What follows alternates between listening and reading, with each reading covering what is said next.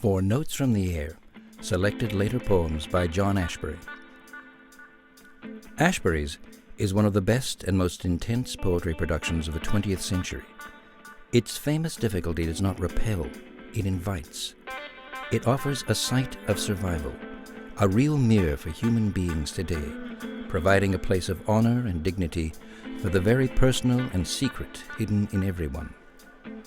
His poems reach the private part of each individual.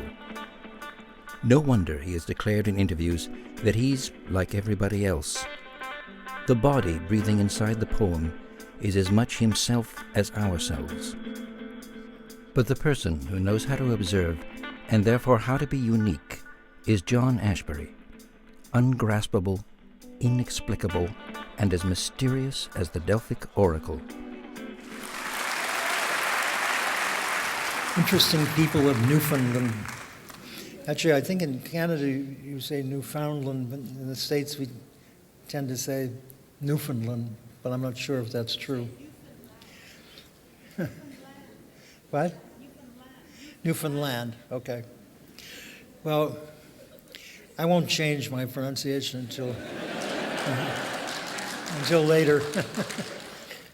Newfoundland is or was full of interesting people, like Larry, who would make a fool of himself on street corners for a nickel.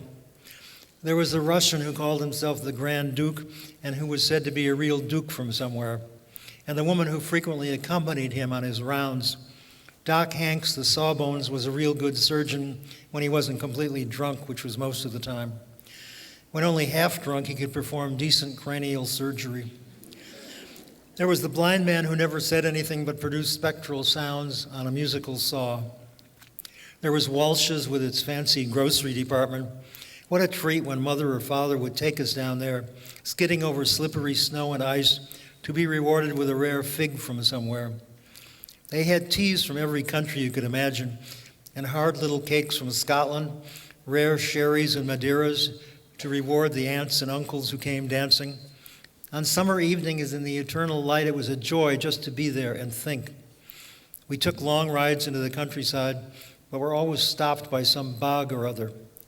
Then it was time to return home, which was okay with everybody, each of them having discovered he or she could use a little shut-eye.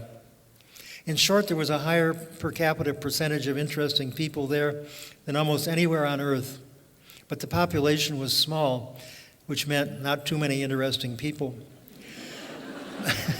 But for all that, we loved each other and had interesting times picking each other's brain and drying nets on the wooden docks. Always some more of us would come along. It is in the place in the world in complete beauty as none can gainsay, I declare, and strong frontiers to collide with. Worship of the chthonic powers may well happen there, but is seldom in evidence. We loved that too, as we were a part of all that happened, the evil and the good, and all the shades in between, happy to pipe up at roll call or compete in the spelling bees. It was too much of a good thing, but at least it's over now. They're making a pageant out of it, one of them told me. It's coming to a theater near you. Thank you.